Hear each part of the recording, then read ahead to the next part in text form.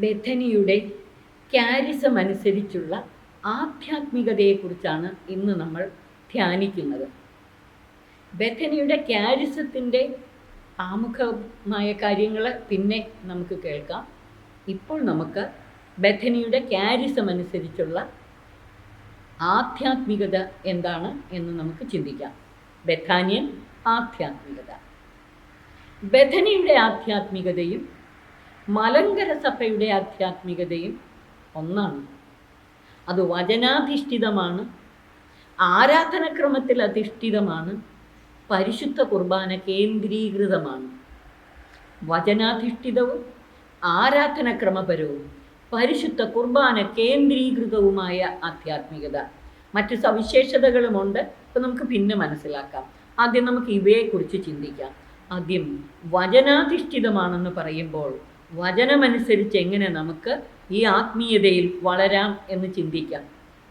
മലങ്കര സഭയുടെ ആധ്യാത്മികതയും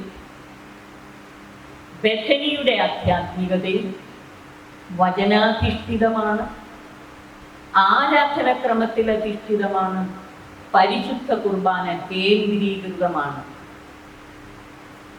അത് മലങ്കര സഭയുടെയും ബെഥനിയുടെയും മാത്രമല്ല, വിശുദ്ധ കത്തോലിക്ക സഭയുടെ ആധ്യാത്മികത തന്നെ അങ്ങനെയാണ്. പക്ഷെ നമ്മുടെ ക്യാരിസത്തിൽ ഇത് വളരെ വ്യക്തമായി ആവിഷ്കരിച്ചിട്ടുണ്ട്. അതുകൊണ്ട് നമുക്കത് പ്രത്യേകമായ ഊന്നൽ കൊടുത്ത് മനസ്സിലാക്കുകയും ജീവിതത്തിൽ ഉൾക്കൊള്ളുകയും ചെയ്യണം. ദൈവമക്കളുടെ ആധ്യാത്മികത, നമ്മുടെ കുടുംബ അംഗങ്ങൾ, നമ്മുടെ ഇടവക അംഗങ്ങൾ ജീവിക്കേണ്ടതും ഈ ആധ്യാത്മികതയിലാണ്. മലങ്കര സഭയുടെ ആധ്യാത്മിക നവീകരണത്തിന് വേണ്ടിയാണ് നമ്മുടെ സമൂഹം സ്ഥാപിതമായത് തന്നെ. അപ്പൊ തീർച്ചയായിട്ടും ആ ആധ്യാത്മികത ഉൾക്കൊണ്ടുകൊണ്ട് ദൈവജനത്തിന് പകർന്നു നൽകിയാൽ മാത്രമേ ജനത്തെ ആത്മീയ നവീകരണത്തിൻ്റെ വഴിയിലൂടെ നയിക്കാൻ പറ്റൂ. അതിന് വചനാധിഷ്ഠിതവും ആരാധനക്രമപരവും പരിശുദ്ധ കുർബാന കേന്ദ്രീകൃതവുമായ ആധ്യാത്മികത തന്നെയാണ് ആവശ്യം. നമ്മുടെ ആധ്യാത്മികതയുടെ സവിശേഷത ഇതിൽ ഒതുങ്ങുന്നതല്ല. ഞാൻ ഈ 3 വശങ്ങളും സമന്വയിപ്പിച്ചുകൊണ്ടുള്ള ഒരു പ്രധാനപ്പെട്ട കാര്യം ഇവിടെ ഊന്നി പറയുന്നു. ബാക്കി നമ്മൾ മുന്നോട്ട് വരുമ്പോൾ മനസ്സിലാക്കും. വചനാധിഷ്ഠിതമായ ആധ്യാത്മികത രൂപപ്പെടണമെങ്കിൽ വചനത്തിൻ്റെ ശരിയായ അർത്ഥം മനസ്സിലാക്കി അത് ധ്യാനിച്ച് ജീവിതത്തിൽ സ്വാംശീകരിക്കണം. എങ്കിൽ മാത്രമേ വചനത്തിലൂടെ അറിയുന്ന കർത്താവിനെ നമുക്ക് ആരാധനയിലൂടെ കണ്ടുമുട്ടാനും അനുഭവിക്കാനും സാധിക്കണം. ഇതാണ് നടക്കേണ്ടത്. വചനത്തിലൂടെ തമ്പുരാനെ നമ്മൾ ധ്യാനിച്ചറിയുന്നു. ഈ അറിഞ്ഞ ദൈവത്തെ കണ്ടുമുട്ടാനും അനുഭവിക്കാനുമുള്ള ഭാഗ്യം ലഭിക്കുകയാണ് ആരാധനയിലൂടെ. അവിടെ ഒരു കാര്യം ചിന്തിക്കണം. നമ്മൾ യഥാർത്ഥത്തിൽ ദൈവസന്നിധിയിൽ നമ്മൾ യാചകരായിട്ടാണോ നിൽക്കുന്നത്, ആരാധകരായിട്ടാണോ നിൽക്കുന്നത്? അതിന് പ്രാർത്ഥനയും ആരാധനയും തമ്മിലുള്ള വ്യത്യാസം മനസ്സിലാക്കണം. പ്രാർത്ഥന ദൈവത്തോടുള്ള സംസർഗമാണ്, ആത്മസല്ലാപമാണ്, അപേക്ഷകളും യാചനകളുമാണ്. പക്ഷെ പലപ്പോഴും മനുഷ്യര് യാചകരും അപേക്ഷകരുമാണ്. ദൈവത്തോട് അവിടുത്തെ ആ സാമീപ്യം അനുഭവിക്കാനും ദൈവത്തോട് സംസർഗം ചെയ്യാനും അധികമാർക്കും പലപ്പോഴും സാധിക്കുന്നില്ലെന്നുള്ളതാണ് സത്യം.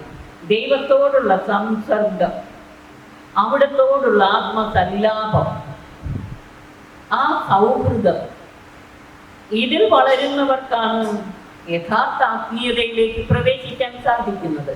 പക്ഷെ ഈ ആദ്യത്തെ 2 വശവും കളഞ്ഞിട്ട് നമ്മൾ ദൈവസന്നിധിയിൽ യാചകരും അപേക്ഷകരുമായിട്ട് നിൽക്കാറുണ്ട്. എന്തായാലും പ്രാർത്ഥന ദൈവത്തോടാണ്, ദൈവത്തോട് എന്ന ആരാധന ദൈവത്തിന്, worship offered to God, praise, worship and thanksgiving. പ്രാർത്ഥന നമ്മുടെ കാര്യങ്ങൾ നമ്മൾ ദൈവത്തോട് പറയുന്നു. പക്ഷേ ഞാൻ പറഞ്ഞു, യഥാർത്ഥ പ്രാർത്ഥന എന്ന് പറയുന്നത് മറിവാനിയോസ് പിതാവ് നമുക്ക് പറഞ്ഞു തന്നിട്ടുള്ളതുമാണ്. ദൈവത്തോടുള്ള സംസർഗം, ദൈവത്തോട് സംസർഗം ചെയ്യാൻ, ആത്മബന്ധത്തിലായിരുന്നു കൊണ്ട് സ്നേഹസല്ലാപത്തിൽ ഏർപ്പെടാൻ. അങ്ങനെ കർത്താവുമായുള്ള സൗഹൃദത്തിൽ വളരാൻ വിശുദ്ധ ഗ്രന്ഥം സാക്ഷിക്കുന്നു. കർത്താവുമായുള്ള സൗഹൃദത്തിൽ വളരാൻ വേണ്ട ഒരു പ്രധാനപ്പെട്ട കാര്യം ജ്ഞാനമാണ്, ദൈവജ്ഞാനമാണ്. ജ്ഞാനത്തിന്റെ പുസ്തകം 7-ാം അധ്യായം 14-ാം വാക്യം. ജ്ഞാനം സിദ്ധിച്ചവർ കർത്താവുമായി സൗഹൃദം നേടുന്നു. ജ്ഞാനം സിദ്ധിച്ചവർ കർത്താവുമായി സൗഹൃദം നേടുന്നു. അപ്പൊ കർത്താവുമായി ആത്മസല്ലാപത്തിൽ ഏർപ്പെടാനും സംസർഗം അനുഭവിക്കാനും ഒക്കെ ദൈവജ്ഞാനം അനിവാര്യമാണ്. ഈ ജ്ഞാനം ലഭിക്കാൻ എന്ത് ചെയ്യണം? എൻ്റെ വചനത്തിൽ അഭിലാഷം അർപ്പിക്കുക, അവയോട് തീവ്ര അഭിനിവേശം കാണിക്കുക, നിങ്ങൾക്ക് ജ്ഞാനം ലഭിക്കും. ജ്ഞാനത്തിന്റെ പുസ്തകം 6:11. കർത്താവിൻ്റെ വചനം തീവ്രമായ അഭിലാഷത്തോടെ നിരന്തരം ധ്യാനിക്കുന്നതാണ് ദൈവജ്ഞാനത്തിൽ വളരാനുള്ള മാർഗം. ഈ ദേവാലയത്തിന്റെ പടിഞ്ഞാറ് വാതിലിന്റെ അവിടെ വന്ന് മുട്ടി വിളിച്ച് കൈ തന്ന് അകത്ത് പ്രവേശിപ്പിച്ചപ്പോൾ പറഞ്ഞത് ഓർക്കുന്നുണ്ടോ? പിതാവ് നമ്മളോട് പറഞ്ഞത്, ദിവ്യജ്ഞാനമാകുന്ന സന്യാസം, പുണ്യപൂർണതയാകുന്ന നീതി, ഇവ ആരാഗ്രഹിക്കുന്ന അവൾ ദൈവത്തിന് ഏറ്റവും പ്രിയങ്കരി. ലോകത്തിനൊട്ടും സമ്പാദിക്കാൻ കഴിയാത്ത നിക്ഷേപങ്ങൾക്ക് അവൾ അർഹയായിത്തീരും. ഈ ദൈവജ്ഞാനമാകുന്ന സമ്പത്ത്, ലോകത്തിനൊട്ടും സമ്പാദിക്കാൻ കഴിയാത്ത നിക്ഷേപം എന്തുമാത്രം നമ്മൾ ആർജിച്ചെടുത്തു, സ്വീകരിച്ചു, വളർന്നു ചിന്തിക്കേണ്ടതാണ്. ബഥനിയുടെ ക്യാരിസം അനുസരിച്ചുള്ള ആധ്യാത്മികതയുടെ അടിസ്ഥാനപരമായ ഒരു കാര്യമാണ് ഞാൻ ഈ പറഞ്ഞത്. ദൈവജ്ഞാനത്തിൽ വളരണം. ദൈവജ്ഞാനത്തിൽ വളരണമെങ്കിൽ വചനം നിരന്തരം ധ്യാനിക്കണം. അത് കർത്താവിൻ്റെ വചനത്തിൽ അഭിലാഷമർപ്പിച്ച് അവയോട് തീവ്ര അഭിനിവേശം കാണിച്ചുകൊണ്ടാണ് നമ്മൾ നിരന്തരം വചനം ധ്യാനിക്കേണ്ടത്. അങ്ങനെയാണ് കർത്താവുമായുള്ള സൗഹൃദം നേടുന്നു. ലോകത്തിനൊട്ടും സമ്പാദിക്കാൻ കഴിയാത്ത നിക്ഷേപങ്ങൾക്ക് അർഹയായി തീരുകയും ചെയ്യുന്നു. ഈ വചന ധ്യാനത്തിന്റെ പാതയിൽ ശ്രദ്ധിക്കേണ്ട 1-2 കാര്യങ്ങൾ പറയാൻ വേണ്ടിയാണ് ഞാൻ ലൂക്കായുടെ സുവിശേഷം 2-ാം അധ്യായം 8 മുതലുള്ള വാക്യങ്ങൾ വായിച്ചത്. ആ പ്രദേശത്തെ വയലുകളിൽ ആടുകളെ രാത്രി കാത്തുകൊണ്ടിരുന്ന ഇടയന്മാർ ഉണ്ടായിരുന്നു. കർത്താവിന്റെ ദൂതൻ അവരുടെ അടുത്തെത്തി കർത്താവിന്റെ മഹത്വം അവരുടെ മേൽ പ്രകാശിച്ചു. ദൈവദൂതൻ ദൂതുമായി ആട്ടിടയന്മാരുടെ അടുത്തെത്തിയപ്പോൾ കർത്താവിന്റെ മഹത്വം അവരുടെ മേൽ പ്രകാശിച്ചു. അങ്ങനെയെങ്കിൽ ദിവസവും ദൈവവചനത്തിന് മുമ്പ് രാവിലെയും വൈകിട്ടും പാതിരായ്ക്കും ഒക്കെ നമ്മളായിരിക്കുമ്പോൾ എന്ത് സംഭവിക്കണം? ദൈവത്തിന്റെ മഹത്വം നമ്മുടെ മേൽ പ്രകാശിക്കണം. ദൈവത്തിന്റെ ദൂത് അഥവാ വചനം സ്വീകരിക്കുന്നവരുടെ മേൽ അവിടുത്തെ മഹത്വം പ്രകാശിക്കും. നിരന്തരം ദൈവവചനം ധ്യാനിച്ച് തിരുമുൻപിലായിരിക്കുമ്പോൾ, അത് അവിടെ ഇരിക്കണമെന്നില്ല, നടന്നാലും എവിടെയായാലും വചനം ഹൃദയത്തിൽ സംഗ്രഹിച്ച് ധ്യാനിക്കുന്ന മക്കളുടെ മേൽ ദൈവ തേജസ് പ്രകാശിക്കും, ദൈവമഹത്വം. അതുപോലെ പരിശുദ്ധ അമ്മയോട് ദൈവദൂതൻ അറിയിച്ചതനുസരിച്ച് വചനം സ്വീകരിക്കുന്നവരുടെ മേൽ അത്യുന്നതന്റെ ശക്തി ആവർത്തിക്കും. ശരിയല്ലേ? അപ്പൊ ഇത് രണ്ടും, ദൈവ വചന ധ്യാനത്തിന്റെ പാതയിൽ ദൈവത്തിന്റെ മഹത്വം നമ്മുടെ മേൽ പ്രകാശിക്കണം. അത്യുന്നതന്റെ ശക്തി, പരിശുദ്ധാത്മാവ് നമ്മളിൽ വന്ന് ആവർത്തിക്കണം. ഇതുകൊണ്ടാണ് ഞാൻ സിസ്റ്റേഴ്സിനെ ധ്യാനിപ്പിക്കുമ്പോൾ പലപ്പോഴും പറഞ്ഞിട്ടുണ്ട്, ഓരോ ധ്യാനത്തിലും നമ്മൾ ലക്ഷ്യം വെക്കേണ്ടത് കർത്താവിൻ്റെ ഉപരി മഹത്വം ദർശിക്കാൻ. ധ്യാനത്തിന് തലേ ദിവസമേ നമ്മൾ ഒരുങ്ങുമ്പോൾ എൻ്റെ കർത്താവിൻ്റെ ഉപരി മഹത്വം ദർശിക്കാനുള്ള ഒരു ദാഹം നമുക്കുണ്ടാകണം ഓരോ ധ്യാനത്തിലും. അപ്പോൾ ഓർക്കണം, വചനത്തിന് മുന്നിൽ ഇരുന്നാൽ അവിടുത്തെ ഉപരി മഹത്വം ദർശിക്കാൻ സാധിക്കും. ധ്യാനപൂർവം ആയിരുന്നാൽ വചനത്തിൻ്റെ സന്ദേശം ഉൾക്കൊണ്ട് അത് നിരന്തരം ധ്യാനിക്കുമ്പോൾ ദൈവ തേജസ് നമ്മളിൽ പ്രകാശിക്കും, അത്യുന്നതന്റെ മഹത്വം നമ്മളിൽ പ്രകാശിക്കും. അപ്പോൾ നമുക്ക് ലക്ഷ്യം വെക്കാം, ഓരോ ദിവസവും പൊന്നുതമ്പുരാന്റെ ഉപരിമഹത്വം ദർശിക്കാൻ വചനധ്യാനത്തിലൂടെ. അങ്ങനെയാണ് നമ്മൾ ദൈവജ്ഞാനത്തിൽ വളരുന്നത്. വചനത്തിൽ അഭിലാഷം അർപ്പിച്ച് അതിനോട് തീവ്ര അഭിനിവേശം കാണിക്കുമ്പോൾ നമുക്ക് ദൈവത്തിന്റെ മഹത്വം നമ്മുടെ മേൽ പ്രകാശിക്കുകയും അത്യുന്നതന്റെ ശക്തി നമ്മളിൽ വന്ന് ആവർത്തിക്കുകയും അപ്പോൾ നമ്മുടെ ബോധങ്ങൾ പ്രകാശിതമാകും. ഹൃദയം ദൈവസ്നേഹത്താൽ ജ്വലിക്കും. ദൈവജ്ഞാന ചൈതന്യം നിറയും. ജ്ഞാനം സിദ്ധിച്ചവർ കർത്താവുമായുള്ള സൗഹൃദത്തിലാകും. എന്നിട്ട് ജ്ഞാനം 7:28 പറയുന്നു, ജ്ഞാനികളെ ദൈവം മറ്റെന്തിനേക്കാളും ഉപരിയായി സ്നേഹിക്കുന്നു. കർത്താവ് എന്തിനേക്കാളും ഉപരി ജ്ഞാനികളെ സ്നേഹിക്കുന്നു. അപ്പൊ കർത്താവിന് പ്രിയങ്കരായി ജീവിക്കാൻ എന്ത് വേണം? നമുക്ക് ദൈവികമായ അറിവും ജ്ഞാനവും വേണം. അങ്ങനെ ദൈവസ്നേഹത്തിൽ വളരണം. ദൈവത്തിന്റെ മഹത്വം ദർശിക്കണം. ഈ പ്രകാശം മറ്റുള്ളവർക്കും പകർന്നു നൽകണം. അങ്ങനെ യെശയ്യാ പ്രവാചകനിലൂടെ കർത്താവ് വാഗ്ദാനം ചെയ്തത് നിറവേറണം. യെശയ്യാ 11:9 സമുദ്രം ജലം കൊണ്ടെന്ന പോലെ ഭൂമി ദൈവജ്ഞാനം കൊണ്ട് നിറയും. സമുദ്രം ജലം കൊണ്ടെന്ന പോലെ ഭൂമി ദൈവജ്ഞാനം കൊണ്ട് നിറയും. കർത്താവിനെ കുറിച്ചുള്ള ജ്ഞാനം കൊണ്ട് നിറയും. ഹബക്കൂക്ക് 2:14 പറയുന്നു, ജലം സമുദ്രത്തെ മൂടുന്ന പോലെ കർത്താവിന്റെ മഹത്വത്തെ കുറിച്ചുള്ള അറിവ് കൊണ്ട് ഭൂമി നിറയുന്നത്. തീർച്ചയായിട്ടും സമർപ്പിതരായ നമ്മിലൂടെയാണ് ഈ ദൈവജ്ഞാനം ലോകത്തേക്ക് വ്യാപിക്കേണ്ടത്. ഇത് സമർപ്പിതർക്ക് മാത്രമല്ല, ഇതിനു വേണ്ടി ദാഹം വെച്ചുകൊണ്ട് സന്യാസമല്ല കുടുംബത്തെ. എനിക്കറിയാം ചില കുടുംബസ്ഥർ അവർ പറയും, ഞങ്ങൾ സിസ്റ്റേഴ്സിനെ തോൽപ്പിക്കും. തോൽപ്പിക്കും. അതായത് ദൈവിക അറിവിലും ജ്ഞാനത്തിലും നമ്മളെക്കാൾ കൂടുതൽ സമ്പാദിക്കാൻ അവർ പരിശ്രമിക്കുമെന്ന്. നമ്മൾ മാതൃക കാട്ടിക്കൊടുക്കാൻ അനേകരെ ഈ മാനുവാനുപിതാവ് പറയുന്നത് അതാണല്ലോ. നമ്മൾ ദൈവത്തെ സമ്പാദിച്ചത് കൊണ്ട് മാത്രം തൃപ്തി വരുമോ? ലോകത്തിന് സമ്പാദിക്കാൻ കഴിയാത്ത ഈ നിക്ഷേപങ്ങൾ സ്വന്തമാക്കുന്നത് സകലർക്കും പകർന്നു നൽകാൻ വേണ്ടിയാണ്. അപ്പൊ ബഥാനിയൻ ആധ്യാത്മികതയുടെ ഒരു പ്രധാന സവിശേഷതയാണ്, അത് വചനാധിഷ്ഠിതമാണ്. അപ്പോൾ വചനധ്യാനത്തിലൂടെ, നിരന്തരമായ വചനധ്യാനത്തിലൂടെ ദൈവജ്ഞാനത്തിൽ വളരണം, ദൈവ സമ്പാദനത്തിൽ വളരണം. അങ്ങനെ ദൈവത്തോടുള്ള സൗഹൃദത്തിലും ആത്മബന്ധത്തിലും ആഴപ്പെടാൻ സാധിക്കും. അതിനുള്ള മാർഗമാണ് ഞാൻ പറഞ്ഞത്. വചന ചിന്തകളോടെ നിരന്തരം ധ്യാനിച്ചുകൊണ്ട് തമ്പുരാന്റെ സന്നിധിയിലായിരിക്കുമ്പോൾ ദൈവത്തിന്റെ മഹത്വം നമ്മുടെ മേൽ പ്രകാശിക്കും. ദൈവിക ജ്ഞാനം, അറിവും ജ്ഞാനവും കൊണ്ട് നിറയും. ഈ മനുഷ്യനില് 2 പ്രധാനപ്പെട്ട സ്പിരിച്വൽ സെന്റേഴ്സ് ആണുള്ളത്. നമ്മുടെ ഓരോ വ്യക്തിയിലും 2 പ്രധാനപ്പെട്ട ആധ്യാത്മിക കേന്ദ്രങ്ങൾ.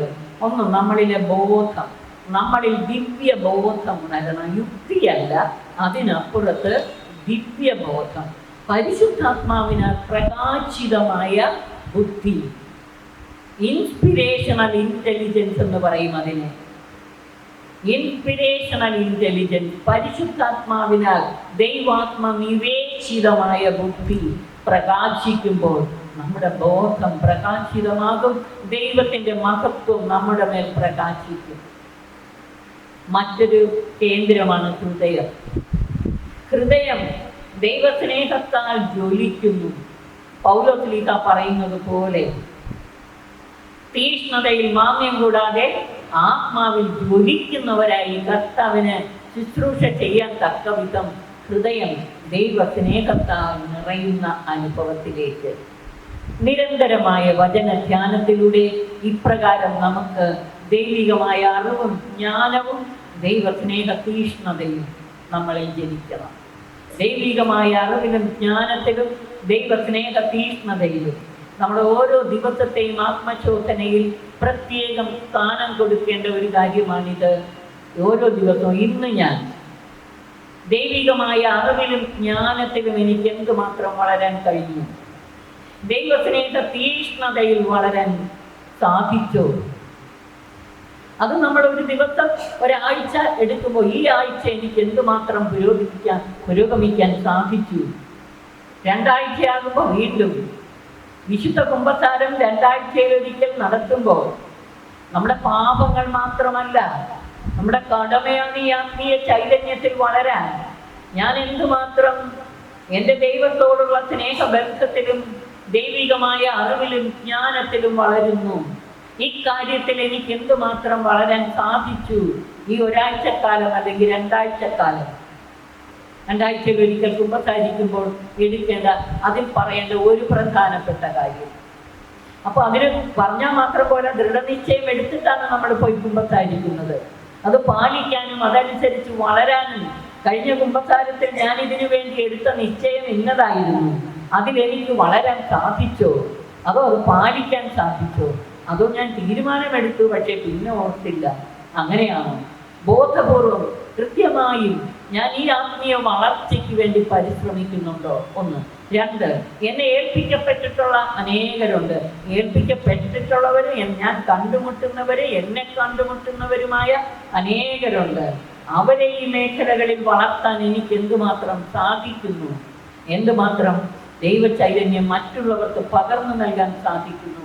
ഇതൊക്കെ നമ്മൾ വിലയിരുത്തേണ്ട കാര്യങ്ങളാണ് നമ്മുടെ ആത്മീയ വളർച്ചയ്ക്കായി ഓരോ ദിവസവും. തിരിച്ചു വരാം. ദൈവവചനം ധ്യാനിച്ച് എങ്ങനെ ദൈവിക അറിവിലും ജ്ഞാനത്തിലും വളരാം എന്നാണ് ഞാൻ പറഞ്ഞു വന്നത്. ഇപ്രകാരം വചനം വായിച്ച് ധ്യാനിച്ച് ദൈവിക അറിവിലും ജ്ഞാനത്തിലും വരുമ്പോൾ കർത്താവുമായുള്ള കണ്ടുമുട്ടലിൻ്റെ അനുഭവത്തിലേക്കും അറിഞ്ഞ ദൈവത്തെ അനുഭവിക്കുന്ന അനുഭവത്തിലേക്കും നമ്മൾ വളരും. കർത്താവുമായുള്ള ഒരു റിയൽ എൻകൗണ്ടർ, ആ എൻകൗണ്ടർ ഓരോ യാമപ്രാർത്ഥനയുടെ ഇടയിലും ഉണ്ടാകും. ഓരോ യാമപ്രാർത്ഥനയിലും എപ്പോഴും എല്ലാ ഭാഗത്തും എപ്പോഴും നമുക്ക് അനുഭവപ്പെട്ടെന്ന് വരത്തില്ല. പക്ഷെ നമ്മൾ നന്നായി ഒരുങ്ങി അർത്ഥം മനസ്സിലാക്കി വചനം ധ്യാനിക്കുന്ന മക്കളാണെങ്കിൽ ഓരോ യാമപ്രാർത്ഥനയിലും ഈ അറിഞ്ഞ അറിവ് അനുഭവമായി പകരുന്നു മാറുന്നു എന്ന് ഞാൻ പറയുമ്പോൾ അതിന് ഉദാഹരണം എമ്മൗസിലേക്ക് പോയ ശിഷ്യന്മാരുടെ അനുഭവം. അവർക്ക് യേശു വചനം വ്യാഖ്യാനിച്ചു കൊടുത്തപ്പോൾ അവരുടെ ഹൃദയം ജ്വലിച്ചു. എന്നാൽ അപ്പം മുറിച്ചു കൊടുത്തപ്പോൾ എന്ത് സംഭവിച്ചു? അവരുടെ കണ്ണുകൾ തുറക്കപ്പെട്ടു. യേശുവിനെ തിരിച്ചറിഞ്ഞു. അപ്പോഴേക്കും യേശു അവിടെ നിന്ന് അപ്രത്യക്ഷനായി. എവിടെയൊക്കെ അപ്രത്യക്ഷനായി? അവരുടെ ഹൃദയത്തിലേക്ക്. അതിനു മുമ്പ് ആ അപ്പത്തിനുള്ളിലേക്ക്, അല്ലേ? ആ അപ്പത്തിനുള്ളിലേക്ക്, അതുവഴി അവരുടെ ഹൃദയങ്ങളിലേക്ക്. അങ്ങനെയാണ് അവരുടെ ആന്തരിക നയനങ്ങൾ തുറക്കപ്പെട്ടത്. അപ്പം നമുക്കും ഇതുപോലെ ഓരോ യാമപ്രാർത്ഥനയും ഓരോ പരിശുദ്ധ കുർബാനയും കർത്താവുമായുള്ള കണ്ടുമുട്ടലിൻ്റെ അനുഭവത്തിലേക്ക് വളരാൻ സാധിക്കണം. ജീവിതത്തിൽ ദൈവത്തെ കണ്ടുമുട്ടാനുള്ള ഏറ്റവും പരമമായ വേദി പരിശുദ്ധ കുർബാനയാണ്. അത് വചന അനുഭവത്തോടെ പരിശുദ്ധ കുർബാനയിൽ പങ്കുചേരാൻ ശ്രമിക്കുമ്പോഴാണ് ഇതിൽ വളരുന്നത്. ഈ വചന അനുഭവത്തോടൊപ്പം ഒരു കാര്യം കൂടെ ശ്രദ്ധിക്കണമേ. ഈ പരിശുദ്ധ കുർബാനയിൽ കണ്ടുമുട്ടലിൻ്റെ അനുഭവത്തിൽ, ധ്യാനത്തിലായാലും ശരി, ആ കണ്ടുമുട്ടലിൻ്റെ അനുഭവത്തിലേക്ക് വളരാൻ ഒരു പ്രധാനപ്പെട്ട കാര്യം കൂടെ, ഉള്ളിനുള്ളിൽ വസിക്കുന്ന പരിശുദ്ധ പരമതൃത്വത്തെക്കുറിച്ചുള്ള ഒരു അവബോധം. ഈ കണ്ടുമുട്ടൽ നടക്കണമെങ്കിൽ വചനത്തിലൂടെ എങ്ങനെ സാധിക്കുമെന്ന് ഞാൻ പറഞ്ഞു. അതോടൊപ്പം ഉണ്ടാകണം ഉള്ളിനുള്ളിൽ വസിക്കുന്ന ആ ഇൻഡ്വെല്ലിംഗ് ട്രിനിറ്റി, പരിശുദ്ധ ത്രിത്വം, നമ്മുടെ ഹൃദയങ്ങളിൽ വസിക്കുന്ന പരിശുദ്ധ ത്രിത്വം. Mysticism of the indwelling trinity എന്ന് പറയുമ്പോൾ നമ്മുടെ പരിശ്രമം ഒന്നും കൂടാതെ പരിശുദ്ധാത്മാവ് നമ്മളിൽ ഈ അനുഭവങ്ങൾ ഒഴുക്കിത്തരുന്ന അനുഭവം. അപ്പൊ ഈ ഉള്ളിനുള്ളിൽ വസിക്കുന്ന പരിശുദ്ധ ത്രിത്വത്തെക്കുറിച്ചുള്ള അവബോധം പരിശുദ്ധാത്മാവാണ് നമുക്ക് തരുന്നത്. ഒരമ്മയുടെ ഉദരത്തില് കുഞ്ഞ് രൂപപ്പെട്ട് കഴിഞ്ഞാൽ 4-5 മാസമാകുമ്പോൾ മുതൽ കുഞ്ഞിന്റെ ചലനം മനസ്സിലാകുമെന്ന് പറഞ്ഞ പോലെ നമ്മുടെ അന്തരാത്മാവിനുള്ളിൽ കുടികൊള്ളുന്ന പരമസത്യം, പരിശുദ്ധ പരമത്രിത്വം, ആ സാന്നിധ്യം നമുക്ക് തിരിച്ചറിയണം. അതിന് തീർച്ചയായിട്ടും ഒരാത്മബന്ധം എപ്പോഴും ഉണ്ടാകണം. അപ്പോൾ വചനം ധ്യാനിക്കണം. അതെങ്ങനെയെന്ന് പറഞ്ഞു. അട്ടിടയന്മാരുടെ മേൽ മഹത്വം പ്രകാശിച്ചതുപോലെ ഉപരിമഹത്വം ദർശിക്കാനും, പിന്നെ പരിശുദ്ധ അമ്മയുടെ മേൽ അത്യുന്നതന്റെ ശക്തി ആവസിച്ചതുപോലെ നമ്മളിൽ വചനത്തിലൂടെ ആത്മാവിൻ്റെ ശക്തി ആവസിക്കാനും. അതുപോലെ ഈ ദൈവവചനം ധ്യാനം യേശുവുമായുള്ള കണ്ടുമുട്ടലിൻ്റെ അനുഭവത്തിലേക്ക് നയിക്കുന്നു. അത് പ്രത്യേകിച്ച് പരിശുദ്ധ കുർബാനയിലൂടെ. പക്ഷെ അതിലേക്ക് വളരണമെങ്കിൽ ഈ വചന അനുഭവത്തോടൊപ്പം ഉള്ളിനുള്ളിൽ വസിക്കുന്ന പരിശുദ്ധ ത്രിത്വത്തെക്കുറിച്ചുള്ള അവബോധം, ഉള്ളിനുള്ളിൽ വസിക്കുന്ന പരിശുദ്ധ ത്രിത്വം, ഈ ത്രിത്വം നമുക്ക് സജീവമായ സാന്നിധ്യം തിരിച്ചറിയാൻ പറ്റും. ധ്യാനത്തിൽ വളരുമ്പോഴാണ് നമുക്ക് ആത്മബന്ധം ആഴപ്പെടുമ്പോഴേ ഇത് മനസ്സിലാകത്തുള്ളൂ. അല്ലെങ്കിൽ ഇതൊക്കെ ആശയമായിട്ട് നിൽക്കും.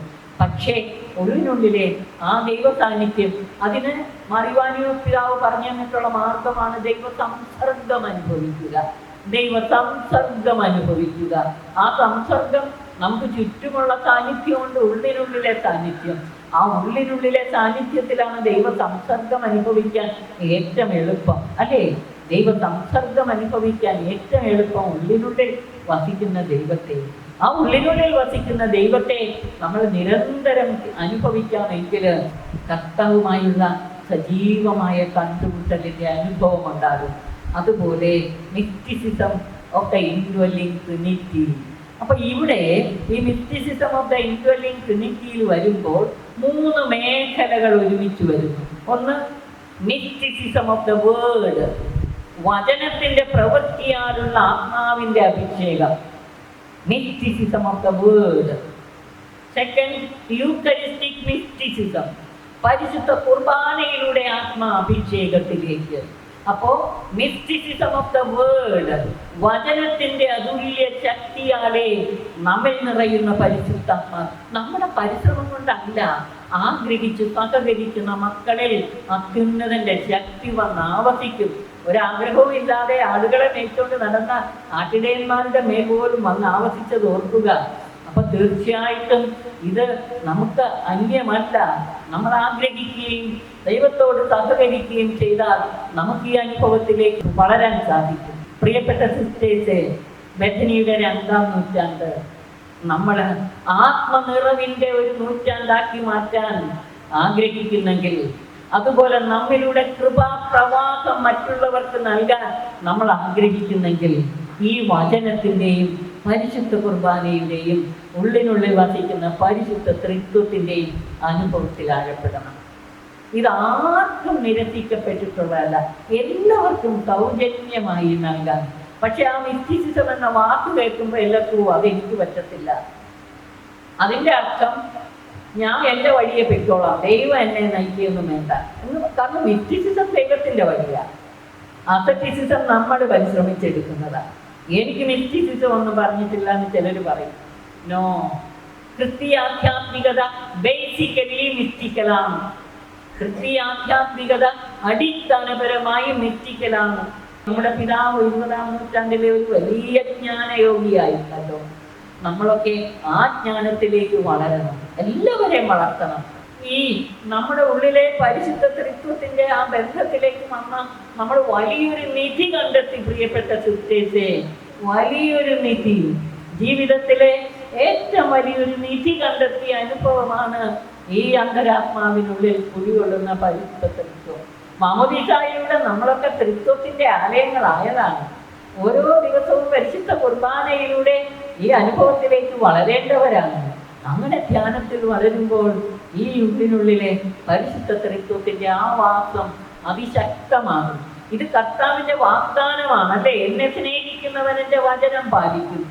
അപ്പോൾ വചനം ധ്യാനിച്ചത് പാലിച്ച് ജീവിക്കുന്നവരുടെ മേൽ പിതാവ് അവരെ സ്നേഹിക്കും, ഞങ്ങൾ അവന്റെ അടുത്ത് വന്ന് അവനെ വാസമുറപ്പിക്കുമെന്നാ പറഞ്ഞ്, അധിവസിക്കുമെന്ന്.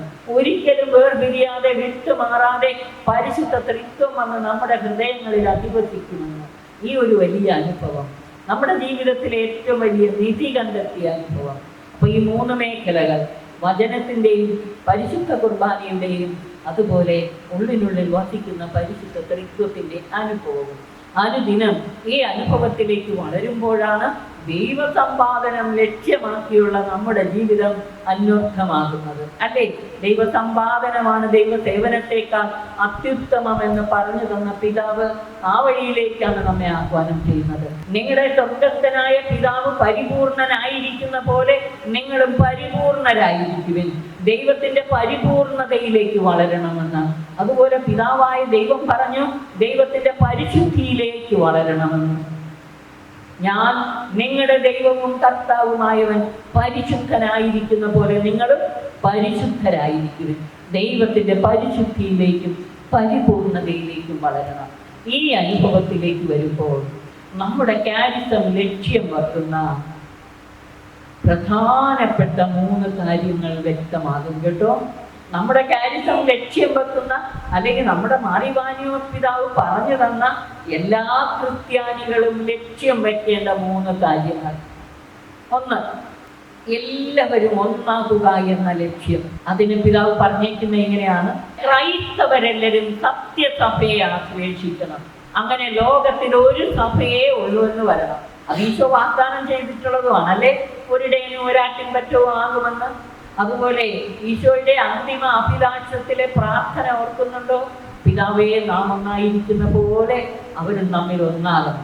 നമ്മുടെ പിതാവിന്റെ അഭിലാഷം ഈശോയുടെ അഭിലാഷം തന്നെയാണ്. അപ്പൊ എല്ലാവരും ഒന്നാകണം. 2, എല്ലാവരും യേശുവിനെ അറിഞ്ഞ് യേശുവിനെ സ്വീകരിച്ച് അങ്ങനെ ലോകത്തിൽ ഒരു മതമേ ഉള്ളൂ എന്ന് വരണം. 3, എല്ലാവരും ദൈവ ഐക്യത്തിലെ വിശുദ്ധ ജീവിതം നയിക്കണം. എല്ലാവരും വിശുദ്ധരായി തീരണം. നടക്കുമോ ഈ 3 കാര്യവും? നടക്കാൻ ഒരു കുറുക്ക് വഴി ഞാൻ പറഞ്ഞുതരാം. ഈശോയുടെ വാക്കുകൾ തന്നെ പിടിക്കണം. ഒന്നാമത്തേന്, ഈശോയെ, അങ്ങയുടെ അന്തിമ പ്രാർത്ഥനയിൽ അങ്ങ് പരമപിതാവിനോട് പ്രാർത്ഥിച്ചത് ഇതാണല്ലോ, പിതാവേ, നാം ഒന്നായിരിക്കുന്ന പോലെ അവരും നമ്മിൽ ഒന്നാകണം. യോഹന്നാൻ 17:20 മുതൽ 23 വരെ. അപ്പോൾ കർത്താവേ, അങ്ങയുടെ ഈ പ്രാർത്ഥന സഫലമാക്കണം. ഇന്ന് ഞങ്ങളുടെ ഇടയിൽ ഞങ്ങൾക്ക് കാണാൻ തക്കവിധം. 1, ഈശോയെ അങ്ങ് വാഗ്ദാനം ചെയ്തിട്ടുണ്ട് ഒരിടയനും ഒരാട്ടിൻപറ്റവുമാകുമെന്ന്. അപ്പൊ കർത്താവേ, ആ വാഗ്ദാനം ഇന്ന് ഞങ്ങളുടെ ഇടയിൽ നിറവേറ്റണം. തമ്പുരാന്റെ വചനം എടുത്തു പറഞ്ഞ്, വാഗ്ദാനം എടുത്തു പറഞ്ഞ് നമ്മൾ പ്രാർത്ഥിച്ച അത് നിറവേറും, ഉറപ്പാണ്. ഒന്നാമത്തെ കാര്യം. 2, എല്ലാവരും ക്രിസ്ത്യാനിയാകണം. എല്ലാവരും ഈശോയെ അറിയണം. അങ്ങനെ ഒരു മതമേ ഉള്ളൂ എന്ന് വരണം. ഇത് സാധിക്കാൻ അതിന് ഈശോയുടെ വാക്കുകൾ തന്നെ എടുക്കണം. ഞാൻ ഭൂമിയിൽ നിന്ന് ഉയർത്തപ്പെടുമ്പോൾ സകലരെയും എന്നിലേക്ക് ആകർഷിക്കുമെന്ന് അരുളി ചെയ്ത നാഥ, എല്ലാവരെയും ആകർഷിക്കണം. അപ്പൊ മതവിരോധികളെയും ക്രിസ്ത്യാനികളെ പീഡിപ്പിക്കുന്ന തീവ്രവാദികളെയും മാറ്റാൻ പറ്റുമോ? അവിടെ പറയണം, കർത്താവേ, ക്രിസ്ത്യാനികളുടെ പീഡകനായ സൗളിനെ അങ്ങയുടെ മിത്രമായ പൗലോസാക്കിയ നാഥ, സഭയ്ക്കെതിരെയും വിശ്വാസത്തിനെതിരെയും നിൽക്കുന്ന മക്കളെ എല്ലാവരെയും അങ്ങിലേക്ക് ആകർഷിച്ചടിപ്പിക്കണം. സാധിക്കില്ലേ? വീണ്ടും ഈശോയുടെ ജെറുസലേമിലേക്കുള്ള രാജകീയ പ്രവേശനത്തിന്റെ സമയത്ത് നിയമജ്ഞരും ഫരിസേയരും പറഞ്ഞു, ഈ പിള്ളാരോടും മിണ്ടാതിരിക്കാനല്ലേ അവർ ഓശാന പാടിയപ്പോൾ. അപ്പൊ കർത്താവ് എന്താ പറഞ്ഞേ? ഇവര് മൗനം ഭജിച്ച ഈ കല്ലുകളാർത്ത് വിളിക്കും. കല്ലുകളാർത്ത് വിളിക്കുമെങ്കിൽ പിന്നെ നമ്മുടെ മനുഷ്യ മക്കള് എത്ര കല്ല് പോലെ ഉറച്ചവരും വിളിക്കില്ലേ? മാറിവാനിയോസ് പിതാവ് സന്യാസ ജീവിത സഹായിയിൽ പറഞ്ഞിട്ടുണ്ട്, സന്യാസിക്ക് ഒരു സ്വസ്ഥതയുമില്ല. എല്ലാവരും ക്രിസ്ത്യാനികളായാലേ അവർക്ക് സമാധാനം അനുഭവിക്കാൻ പറ്റുള്ളൂ. യെശയ്യാ പ്രവാചകന്റെ പുസ്തകം 45-ാം അധ്യായം 23-ാം വാക്യത്തിൽ പറയുന്ന കർത്താവിന്റെ പ്രതിജ്ഞാപൂർവമായ വാക്കുകൾ എടുത്തുകൊണ്ട് പൗലോസ് ലേഖ ഫിലിപ്പി 2:10 പറയുകയാണ്, എല്ലാ മുത്തുകളും അവന്റെ മുമ്പിൽ മടങ്ങും, എല്ലാ നാവുകളും ഏറ്റു പറയും, യേശു മാത്രം കർത്താവ്. ഈ വചനങ്ങളിൽ വിശ്വാസം അർപ്പിച്ചുകൊണ്ട് പരിശ്രമിച്ചു നോക്കിയേ, സംഭവിക്കും അത്ഭുതം. അത്ഭുതങ്ങളും അടയാളങ്ങളും സംഭവിക്കും. പക്ഷെ നമ്മൾ ഉണരണം. നമ്മുടെ ആത്മീയ ജീവിതം ഉന്മേഷത്തോടുകൂടെ നമ്മൾ ഉണർത്തണം. അങ്ങനെ സഭയിൽ ആത്മീയ നവീകരണത്തിന് വഴിയൊരുക്കണം. വചനത്തിലൂടെയുള്ള ദൈവത്തിൻ്റെ പ്രവൃത്തികൾ നമ്മുടെ ഇടയിൽ നടക്കാൻ ഇടയാകും, ഒരു സംശയവുമില്ല. ഇനി എല്ലാവരും വിശുദ്ധരാകണം. ദൈവൈക്യത്തിലെ വിശുദ്ധ ജീവിതം അത് കർത്താവ് കൽപ്പിച്ചതാണ്. നിങ്ങളുടെ സ്വർഗസ്ഥനായ പിതാവ് പരിപൂർണനായിരിക്കുന്ന പോലെ പരിപൂർണനായിരിക്കാൻ പുതിയ നിയമത്തിൽ, പഴയ നിയമത്തിൽ ഞാൻ നിങ്ങളുടെ ദൈവവും കർത്താവുമായവൻ പരിശുദ്ധനായിരിക്കുന്ന പോലെ നിങ്ങൾ പരിശുദ്ധരായിരിക്കും. ഇത് കർത്താവ് കൽപ്പിച്ചിട്ടുള്ളതാണ്. ഇത് നമ്മളായിത്തീർന്നേ പറ്റൂ. അങ്ങനെ നമ്മളെല്ലാവരും ദൈവൈക്യത്തിലെ വിശുദ്ധ ജീവിതം നയിക്കുമ്പോൾ നമ്മുടെ ജനത്തെയും അതുപോലെ നയിക്കാൻ സാധിക്കും. അപ്പോൾ തീർച്ചയായിട്ടും നമുക്ക് ചുറ്റും ഒരു പുതിയ ആകാശവും പുതിയ ഭൂമിയും സംജാതമാകും. നമ്മുടെ കർത്താവിൻ്റെ മഹത്വപൂർണമായ പുനരാഗമനത്തിന് വഴിയൊരുങ്ങുകയും ചെയ്യും. പിതാവിനും പുത്രനും പരിശുദ്ധാത്മാവിനും സ്തുതി. ആദ്യം മുതൽ എന്നേക്കുമാമേൻ.